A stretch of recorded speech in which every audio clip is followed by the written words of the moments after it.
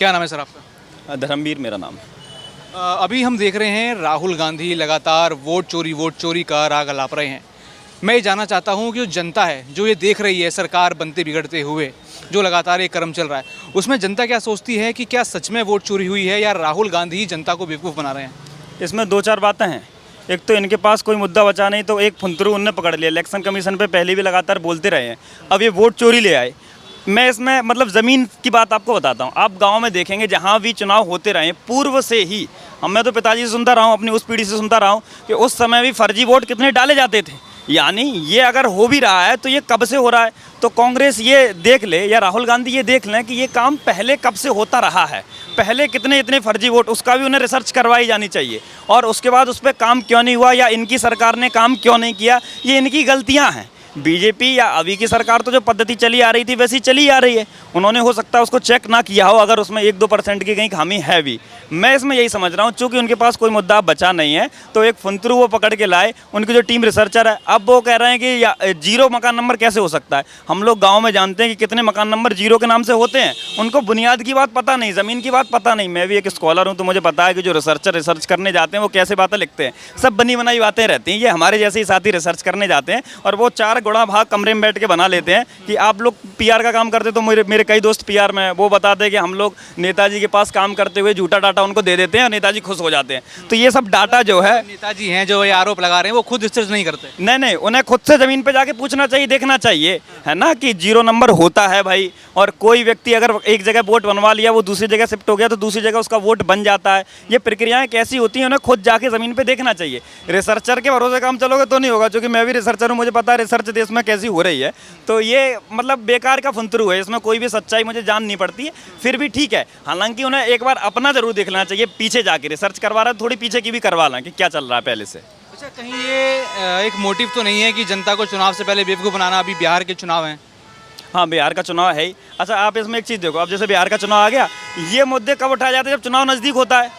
अगर आप ये मुद्दा उठाना चाह रहे थे तो 1-2 साल पहले, अब आखिर एसआईआर वहाँ पे बिहार में जो है नए वोट ऐड करवाना चाह रहे हैं या जो नए लोग जुड़े हैं उनको वोट देने का अधिकार देना चाह रहे हैं, तो आप अब अचानक से सारी पद्धति बदली नहीं जा सकती। उसमें ये नए गाइडलाइंस ऐड करने के लिए प्रयास करें कि इसमें ये भी जोड़ दो, इसमें ये डॉक्यूमेंट भी मांगो। आप ये बात इलेक्शन कमीशन को साल भर पहले डॉक्यूमेंट में लिख के दे देते, उनको मेल कर देते, उनके पास पहुँचा देते कि सर आप इस पद्धति से काम करिए।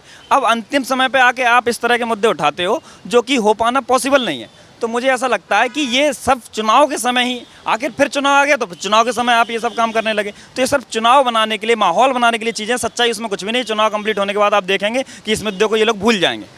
अच्छा, राहुल गांधी तो इतना तक कह दिया, जो प्रधानमंत्री नरेंद्र मोदी हैं वो पीएम ही बने हैं वोट चोरी करके, 25 सीटों का हेरफेर करके। मैं तो फिर वही बात कह रहा हूँ कि अगर वो पीएम बने हैं तो फिर पूर्व के पीएम कैसे बनते रहे, इन्हें पुराना पहले देखना चाहिए। हम लोग ये, अगर ये मामला है भी कि फर्जी वोट डाले जा रहे हैं, किसी के नाम से कोई वोट डालता था, ये किसी ज़माने से चला आ रहा है, तो इस तरह की बातें निरर्थक हैं। चूँकि अब कुछ नहीं कर पा रहे तो हाथ पैर पटकना है। राहुल गांधी अच्छे नायक बन सकते हैं, प्रयास कर रहे हैं निरंतर, तो निरंतर प्रयासरत रहेंगे तो बन जाएंगे। लेकिन फालतू के मुद्दों का कोई मतलब नहीं। आप युवाओं के मुद्दे उठाइए, आप शिक्षा की बात करिए, अन्य जो ज़रूरी बात है वो आपको करनी चाहिए। इन मुद्दों का कोई अर्थ नहीं है कि पीएम जो है बिना उसके बने, जनता के समर्थन के। वो तो पता चल जाता है, भीड़ में पता चल जाता है कि कौन किसके समर्थन से है। तो पूरा देश जिसको चाहता है वो बनता है। भारत के लोकतंत्र पे इतना भरोसा तो करना ही चाहिए विपक्ष को कम से कम। लेकिन हमने देखा कि जब इलेक्शन कमीशन प्रूफ मांगता है तो प्रूफ नहीं देते, बातों पे बातें होती रहती हैं कि आप इलेक्शन कमीशन से सवाल पूछा, जो स्वतंत्र एक संस्था है उससे ही लगातार सवाल पूछा जाता है। लेकिन जब वो सवाल पूछते हैं कि आप मेरे को प्रूफ दीजिए, उस समय गायब हो जाते हैं। देखो, ये तो एक तो पढ़े लिखे नहीं, ये भी समझ में आता है। हालांकि लंदन से पढ़े हैं, कहाँ से पढ़े, विदेश से कहीं से पढ़ के आए हैं, जो भी है। इलेक्शन कमीशन का गठन होता है, कमिश्नर का गठन होता है, तो विपक्ष का व्यक्ति उसमें रहता है। तो जब सबकी सहमति से कोई बन रहा है और ऑटोनोमस संस्था है, लोकतंत्र में कॉन्स्टिट्यूशनल बॉडी है, आप उस पर कैसे सवाल उठा सकते हैं? ऐसे किसी संस्था पे सवाल उठाना, आप अपने ऊपर ही सवाल उठा रहे हो, क्योंकि उसमें विपक्ष का व्यक्ति भी रहता है, उसके एक पूरा पैनल निर्धारित करता है किसको इलेक्शन कमिश्नर बनाना है। तो मुझे लगता है कि इसमें उन्होंने थोड़ा जानकारी नहीं जुटाई है कि ये पूरी प्रक्रिया क्या है, और सीधे सीधे तौर पर प्रश्न कर रहे हैं। इलेक्शन कमीशन बीजेपी की एक विंग है? ना, ये तो खैर ये हास्यास्पद बात है। इस पर हंसी आती है कि किस तरह की मूर्खतापूर्ण बात है। सारी चीज़ें ट्रांसपेरेंट हैं। हर जगह जो डीएम बनते हैं, जो हर जगह प्रशासन की बॉडी रहती है, वो इलेक्शन कमिश्नर के साथ जुड़ के काम करती है। इलेक्शन कमिश्नर तो एक व्यक्ति होता है, हर राज्य में वो एक व्यक्ति होता है, वो इसी प्रशासन के साथ जुड़ के काम करता है। तो यानी पूरा हिंदुस्तान भ्रष्ट हो गया, ये कैसी बात, अजीब बात हो गई। ये तो हर जगह का डीएम भ्रष्ट हो गया, ये कैसी बात कर रहे हैं। तो जो डीएम होता है वही तो नोडल ऑफिसर होता है जिले का। इलेक्शन कमिश्नर के पास तो अपनी कोई फौज है नहीं, अपने कोई लोग हैं नहीं। जो पहले से काम करने वाले लोग हैं वो इलेक्शन कमिश्नर के साथ जुड़ के काम करते हैं। तो मुझे लगता है कि पूरे भारत पे इस तरह का आरोप नहीं लगाना चाहिए कि पूरा देश ही भ्रष्ट है या सारे हमारे ब्यूरोक्रेट भ्रष्ट हैं। कहीं तो अच्छा ब्यूरोक्रेट होगा, कहीं तो चीज़ें ठीक हो रही होंगी। इतना भरोसा करना चाहिए लोकतांत्रिक बॉडी पे। इन मुद्दों पर कितनी राजनीति राहुल गांधी या कांग्रेस की टिक पाएगी? बहुत ज़्यादा देर तक नहीं टिकी, क्योंकि जनता ये चीज़ें समझ रही है। तो बहुत ज़्यादा दिन तक ये सब चलने वाला नहीं है तमाशा। जनता ये समझ रही है कि हकीकत क्या है। अब जब कुछ नहीं हो पा रहा है तो ये करने लगे, और हर बार ही करते हैं। पहले कहते थे कि ईवीएम में दिक्कत हो रही है, अब ईवीएम का कुछ वो नहीं कर पाए, ईवीएम का ही सिद्ध कर लेते। एक मुद्दे से तो पहले आप प्रूफ कर लो, ईवीएम प्रूफ कर लेते कि ईवीएम गड़बड़ है, फिर इस पे आ गए वोट चोरी का। यानी आप किसी एक मुद्दे पे टिक नहीं पा रहे हैं, आप तय नहीं कर पा रहे हैं कि आखिर गलत है तो उसको गलत सिद्ध करो। और इलेक्शन कमिश्नर ने कॉन्फ्रेंस करके बता दिया सारी चीज़ें कि आप डॉक्यूमेंट हमको लाइए, हम लोग इस तरह काम करते हैं। उन्होंने सारी सच्चाई सामने रखी, अब आप जवाब देते नहीं बन रहा है। तो इस तरह की बातें सिर्फ मीडिया में चलाने के लिए, अपने आप को प्रासंगिक रखने के लिए कि कैसे हम पब्लिक के बीच में प्रासंगिक बने रहें, ऐसा इनका प्रयास रहता है। इसमें कोई जड़ नहीं है, मूल नहीं है, इसमें कोई हकीकत यथार्थ नहीं है। चलिए आखिरी सवाल मैं आपसे करूंगा। अभी हाल ही में हमला हुआ था दिल्ली की मुख्यमंत्री रेखा गुप्ता पर। अब उन्होंने कहा है कि मैं इन सब चीज़ों से डरूंगी नहीं, बल्कि अब हर विधानसभा में उतरूंगी और हर विधानसभा में जन सुनवाई करूंगी। तो आप क्या लगता है कि कहीं ना कहीं उनका एक लीडर फेस यहाँ पर दिखता है कि हमला हुआ, उसके तुरंत बाद वो कार्यक्रमों में लग गई, फिर उन्होंने ये कहा कि अब मैं हर विधानसभा में जाके जन सुनवाई करूंगी? यही है, यही अच्छाई है। विपरीत परिस्थिति में ही नायक का पता चलता है। जब परिस्थितियां अनुकूल होंगी तब तो कोई भी शासन कर सकता है, जब परिस्थितियां विपरीत होती हैं तब पता चलता है कि असली नायक कौन है। और रेखा गुप्ता जी के पास जब हमला हुआ, मुझे ऐसा लगा कि ये कितना गलत हुआ है। कोई मानसिक रूप से विक्षिप्त व्यक्ति ने ऐसा हमला किया, और उसके बाद मुझे ऐसा लगा कि अब वो सामान्य लोगों से मिलना जुलना कम कर देंगी और सामान्य लोगों का नुकसान हो जाता है कि कोई सहज मुख्यमंत्री जो आसानी से मिल रही है, अब हम लोग उनसे मिल नहीं पाएंगे। लेकिन उन्होंने ऐसा नहीं किया, उन्होंने अच्छी लीडरशिप दिखाई और उन्होंने कहा कि हम जगह जगह जाके करेंगे, इससे डरने की घबराने की बात नहीं है। और उन्होंने जो एग्जाम्पल दिया कि मेरे पिताजी कहते थे गाड़ी का एक्सीडेंट हो जाए तो चलाना थोड़ी छोड़ देंगे, तो मुझे बड़ा अच्छा लगा कि यही लीडरशिप चाहिए। इसी प्रकार से जब काम करेंगे और सुरक्षा अब और बढ़ा दी गई तो आगे से ऐसी घटनाएं होंगी नहीं। जिसने की है इसकी जांच की जानी चाहिए कि आखिर ये ऐसा उसने क्यों किया, मानसिक रूप से ठीक नहीं है क्या, या उसको उसका क्या उद्देश्य रहा। उसने डॉग लवर है, वो तो सुप्रीम कोर्ट का फैसला पसंद नहीं आया। हाँ, कोई भी अगर सुप्रीम कोर्ट ने तो खैर आज फैसला बदल दिया है, कोई भी व्यक्ति अगर ऐसा काम कृत्य करता है तो वो कुछ ना कुछ तो अपना तर्क देता ही है। लेकिन हमें रिसर्च करके जानने की आवश्यकता है कि हकीकत क्या थी। हकीकत वो नहीं थी जो उसने कहा, हकीकत उसके पीछे की कुछ और रही होगी इतनी बड़ी घटना के पीछे। तो इस पर जांच होगी और पता चलेगा कि आखिर उसने ऐसा क्यों किया।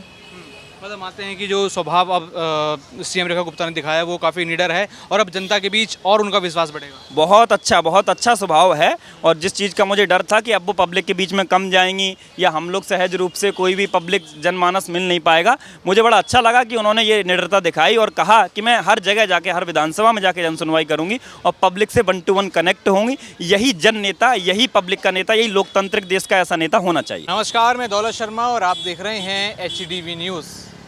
लगातार राहुल गांधी और विपक्ष के जितने भी नेता हैं वोट चोरी का राग अलाप रहे हैं।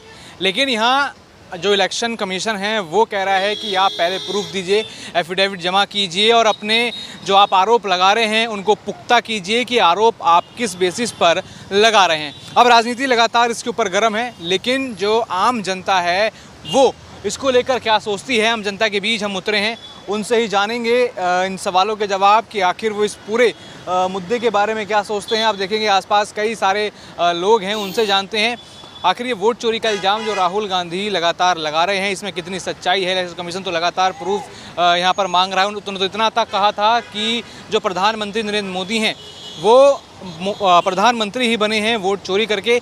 अब जनता इस पर क्या सोचती है जानते हैं, देखते हैं, लोगों से बातचीत यहाँ पर करेंगे कि आखिर वो इस वोट चोरी का जो लगातार हम देख रहे हैं, जो राहुल गांधी कह रहे हैं, अन्य लोग कह रहे हैं, आखिर किस बात को लेकर वो कह रहे हैं। और भी लोग यहाँ पर मौजूद हैं, दुकानदार हैं। जी, क्या नाम है सर आपका? हमारा नाम अमीन चंद है। हाँ जी, अमीन चंद। ये राहुल गांधी जो कह रहे हैं कि वोट चोरी हो रही है देश में, जो इल्ज़ाम वो लगा रहे हैं कि प्रधानमंत्री मोदी जो हैं वोट चोरी करके पीएम बने हैं, क्या सोचते हैं आप? मैं क्या कह सकता हूँ भाई, उन्होंने कहीं न कहीं भड़ास तो निकालनी है जो है। तो सच्चाई भी है कि क्या है? ये कुछ कहा नहीं जा सकता भाई कुछ कह नहीं सकता मुझे। चलिए ठीक है, और भी लोग हैं, उनसे पूछते हैं कि वो इस पूरे मुद्दे पर क्या कहते हैं। अजीत कुमार जी, ये जो राहुल गांधी लगातार आप देख रहे हैं आरोप लगा रहे हैं वोट चोरी का, क्या सोचते हैं आप इसमें? नहीं सर, इसका हमें कोई पार्टी से कोई नॉलेज नहीं है सर। हमें पार्टी से कोई नॉलेज नहीं है, कोई आइडिया नहीं है, हम क्या बोले आपको। नहीं, वो ये कह रहे हैं कि वोट चोरी कर रही है सरकार। नहीं ऐसा सर, इसे बता रहा हूँ ना कि सर हमें इस चीज़ का कोई नॉलेज नहीं है। मैं ऐसे कैसे कुछ भी जो मन में बक दूँ, तो नॉर्मल आदमी, हमें कोई चीज़ का कोई आइडिया नहीं है सर। इसके बारे में हम कुछ। आपका क्या नाम है सर? आपका क्या नाम है? शौक जी है। सर, ये जो राहुल गांधी कह रहे हैं कि वोट चोरी कर रही है सरकार, क्या आप समझते हैं इस पूरे मामले से? ये जब भी इलेक्शन आ गया कोई ना कोई नया प्रोपगेंडा चलता रहता है। ये तो इसमें कोई ऐसी बात नहीं है। तो उसमें कोई सच्चाई लगती है कि बस प्रोपेगेंडा चला रहे हैं वो? कुछ नहीं, चोरी वारी कुछ भी नहीं होती है। तो हर बार ऐसी होता है हमेशा, जब भी कोई इलेक्शन होते हैं बस ऐसे ही होता है। तो क्या लग रहा है कि राहुल गांधी बेवकूफ़ बना रहे हैं क्या जनता को? ऐसा लगता है कि बेवकूफ़ बना रहे हैं जनता को? अब जनता समझदार है आजकल, जनता क्या बेवकूफ़ बनेगी, जनता बहुत समझदार है। तो यही कह रहे हैं कि वो पीएम बने हैं तो वोट चोरी करके बने हैं। वो तो पहले कहते वो कौन सा वो क्या हुआ था पहले, चौकीदार चोर है, चौकीदार चोर है, क्या हुआ उसका कसर, कुछ भी नहीं हुआ। फिर मोदी जी दोबारा आ गए। इसमें कोई ऐसी बात नहीं है। तो इस बार सच्चाई नहीं लग रही इसमें कोई सजा नहीं है। लोग आजकल बहुत समझदार हो गए, जनता इतनी समझदार है कुछ पूछो मत, नेता से भी ज़्यादा समझदार है। तो राहुल गांधी क्यों हर जगह जा जाके ऐसे कह रहे हैं कि वोट चोरी वोट चोरी भाई कर रहे हैं? राजनीति का मामला ये तो सब जगह सब करते हैं, राजनीति ऐसी चलती है बस। क्या नाम है जी आपका? रतन लाल जी। ये जो राहुल गांधी कह रहे हैं कि वोट चोरी हो रही है देश में, प्रधानमंत्री नरेंद्र मोदी जो बने हैं वोट चोरी करके पीएम बने हैं, आप क्या मानते हैं इससे? इसका तो नहीं कह सकते कुछ। अगर चोरी किए तो उसी टाइम पकड़ना चाहिए ना इनको, उसी टाइम सबूत पेश करना चाहिए। अब अगर हैं तो सबूत तो पेश करो, वो तो फिर कोर्ट करेगी फैसला जो भी है। लेकिन यह सबूत इलेक्शन कमीशन मांगती है तो उसको सबूत नहीं दे पाते राहुल गांधी। हाँ, तो वो बिना सबूत के तो किसी के ऊपर इल्जाम लगाना बेकार है। तो क्या लग रहा है जनता को बेवकूफ़ बना रहे हैं वो? अब ये नहीं कह सकते सर, अब ये राजनीतिक है, ये आपस में वो ही हैं सब कि ये वो हो रहा है वो हो रहा है। अरे तो हो रहा है तो पकड़ो, पहले रोको। अब वो जीत गए तो जीत गए, अब सरकार उनकी है तो भाई वही करेंगे। भाई जो बाहर से वोटर आ रहे हैं विदाउट लिस्ट में वो करके वोट डाल रहे हैं, तो उसी टाइम रोको ना, उसी टाइम पकड़ो, उसी टाइम इलेक्शन कमीशन पे शिकायत करो, देखो जी वो इतने वोट पड़े हैं। लेकिन जब ये राहुल गांधी ने किया, उन्होंने जब चीज़ें दिखाई तो वो उनको जो सारे जो चीज़ें उन्होंने पेश करी, जब फैक्ट चेक किया गया तो सब झूठा निकला था। हाँ वही ना, लग रहा है वो गुमराह कर रहे हैं जनता को। पता नहीं जी गुमराह, वो कह रहे हैं कि जी ये हो रहा है वो हो रहा है, अब राम जाने इनके क्या है। वैसे जब सबूत ही नहीं है तो फिर बेकार है। अच्छा, यहाँ रेखा गुप्ता जो मुख्यमंत्री हैं दिल्ली की, उनके ऊपर हमला हुआ, अब उसके बाद उन्होंने कहा है कि मैं और भी जनसभाएं करूंगी, हर विधानसभा में जाके जनसभा करेंगी। तो क्या लगता है कि इससे सीएम जब लोगों के बीच और उतरेंगी तो क्या उनकी और समस्या हल होगी? क्या दिखते हैं आप इससे? इससे ये देखो जी, ये तो गुजरात का जो बंदा था जिन्हें वो किया है, वो तो कोई कारणवश किया होगा। वैसे आम पब्लिक का नाम ले रहे थे, आम पब्लिक का नहीं है। हमने सोचा भाई क्या पता झुग्गियाँ वगैरह टूटी हो तो बंदे परेशान हो, तो किसी ने रोष में उठा दिया हो हाथ। और वो भी उन्हीं के घर पे, उन्हीं के ऊपर सिक्योरिटी क्या कर रही थी वहाँ पर?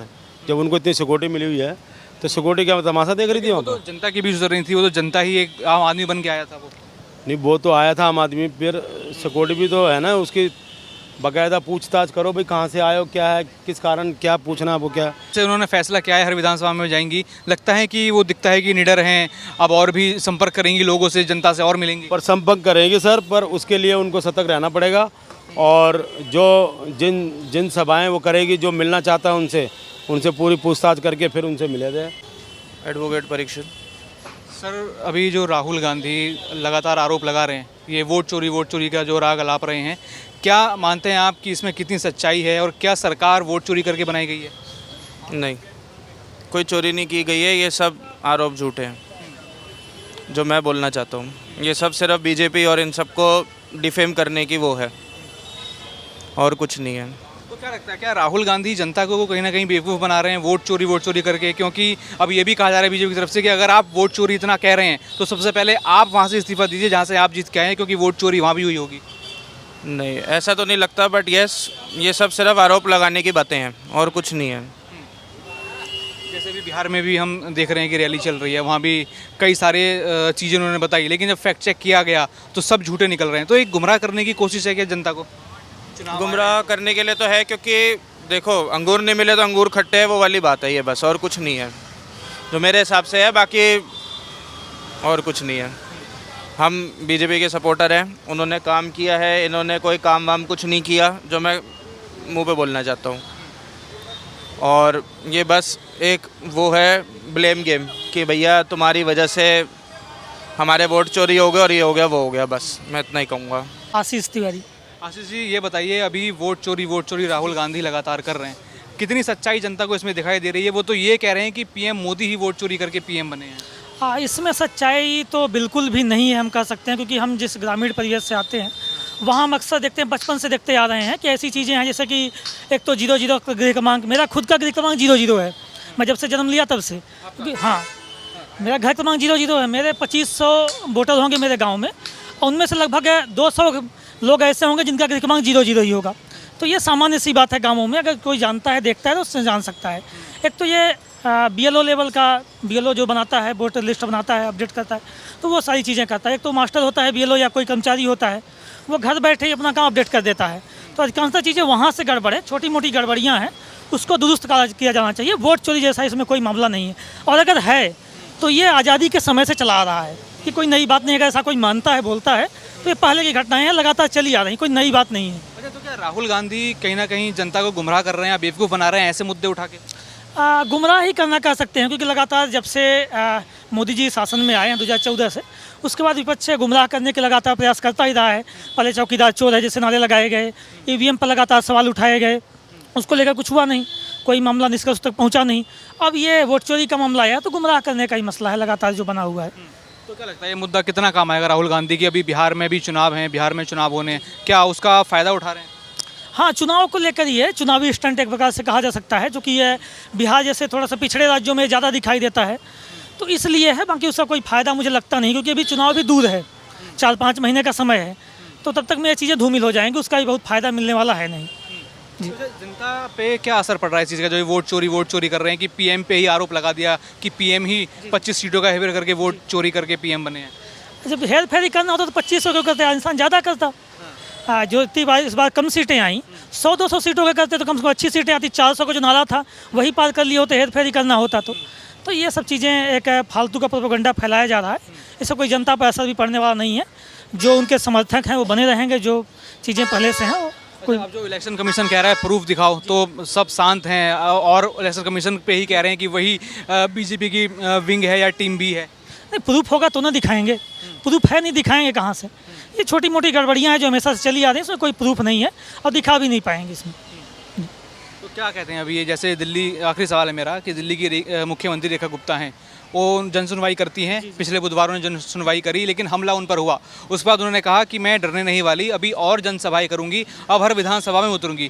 तो क्या देखते हैं इस फैसले से, कितने दिल्ली वाले खुश हैं? नहीं, ये बड़ी अच्छी बात है कि इसके बाद वो डरी नहीं है, निडरतापूर्वक हर विधानसभा में सुनवाई करने के लिए जा रही हैं। ये दिल्ली की जनता के लिए, विशेषकर युवाओं के लिए और ऐसे लोगों के लिए जो से मिलती जुलती रही हैं, क्योंकि वो छात्र संघ से आई हुई हैं, दिल्ली विश्वविद्यालय से, ABVP से। तो युवाओं के लिए प्रेरणा स्रोत है ये कि आप बिना डरे हुए किसी भी बात को लेकर आप अपना काम करते रहिए। बाकी जो चीज़ें हुई हैं उसकी जाँच होनी चाहिए कि ये ऐसा क्यों हुआ, कहाँ से घटना हो रही है, बस। बाकी ये बड़ा अच्छा है उनके लिए, वो निडरतापूर्वक कार्य करें, आगे शुभकामनाएँ हैं हमारी उनके लिए।